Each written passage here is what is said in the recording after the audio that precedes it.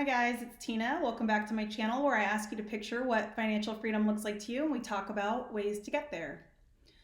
Wow, today I have a heavy topic, student loans and the mess that Americans are in. I'm going to look down for just a moment and read a few statistics to you because they are shocking and I want to get them right. And I hope they put a little bit of the fear in you because when it comes to student loans, America is in a desperate state and we really need to be proactive about cleaning up this mess. For those of you who are parents that have students getting ready to go to college, please work with them to make smart decisions about where they go to school and how they finance their education so that they don't contribute to this mess for themselves. And for those of you who are already in this state, and I say this really, really, truly, because I myself I had $75,000 in student loan debt that I did pay off, and that was with me cash flowing some of my tuition as I went. And I really can relate to the frustration, the discomfort, the overwhelm that happens with student loans because I lived it myself. Here are those statistics. 1 in 5 American adults carry student loan debt. That's 44 million Americans. Collectively, they owe $1.4 trillion. Trillion. The number of Americans over the age of 60 who still carry student loan debt has doubled in the last decade. This could be because they are still struggling to pay off their own student loan debt or because they've taken out loans for dependents or people that they care about have co-signed.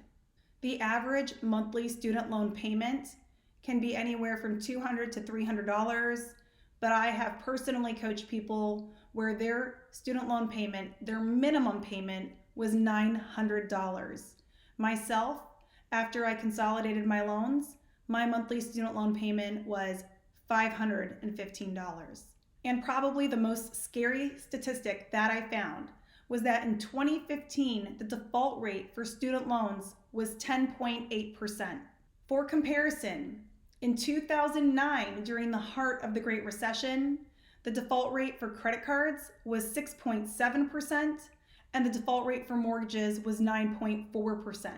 That means in a bull market, a strong economic market, 2015, the default rate for student loans was greater than credit card debt default and home default during the heart of the recession. It boggles my mind, people. It boggles my mind, and it terrifies me. I have a lot of beliefs as to why student loans were created. I think the nice way of saying it is, oh, the government really wants everyone to have access to an education. Call me a conspiracy theorist, but I don't think that's it at all. I truly believe that we are in a debt society, and it's a way of making people trapped in their circumstances. I think this is a political move personally, and I won't dig into it any more than that because I know it can unleash the wrath of the internet on me, and I don't really want that. But the bottom line is this: we are in a desperate state, and we need to do something about it.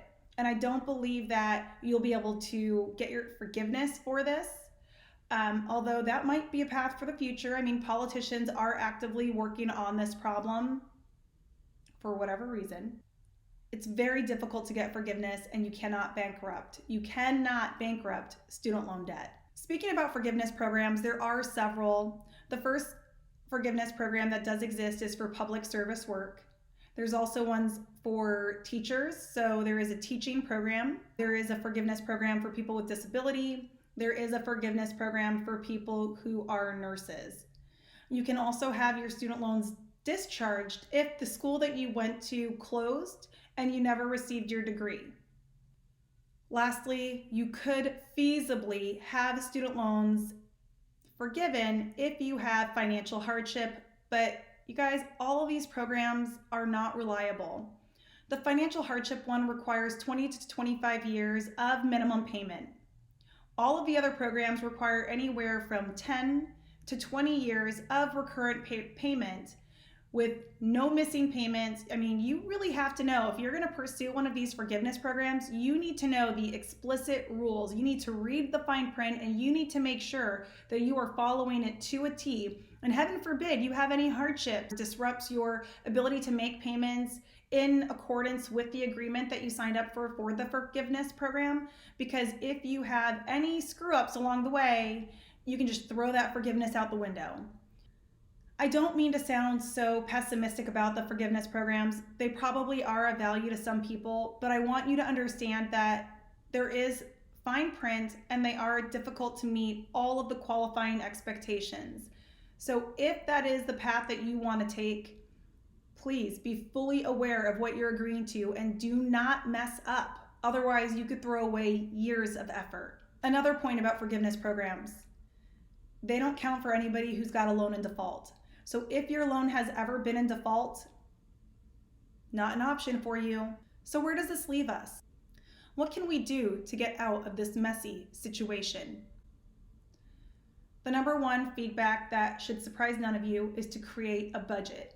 You have got to know what you owe, who you owe it to, and how much money you have coming in so that you can make those payments. Structure a budget that covers your minimum payments. If you're unable to make all of your minimum payments, you really need to reach out to your student loan provider and get it into deferment. The goal of deferment is not to ignore the problem. The goal of deferment is to find a way to make more money or clean up some of your monthly expenses so that you can start to afford the monthly minimum payments on your student loans. This means reduce your lifestyle. If you're living beyond your means, stop doing it. Sell the expensive car, get a beater if you have to. Don't lease something that's very expensive. Live in a lower cost of living area. Find a way to make more money. Pay off other debts so that you have more room in your budget to make those monthly student loan payments. But absolutely don't ignore the problem. Don't let it go into default. Speak to the providers and handle it like a grown-up. Once you have cleaned up enough of your lifestyle, enough of your other debts, or just essentially made room in your budget to start tackling that student loan, then attack it head on. Go into it with the expectation that you are not just going to make the minimum payments, you are going to pay as much as you can against the principal to knock it out as quickly as possible.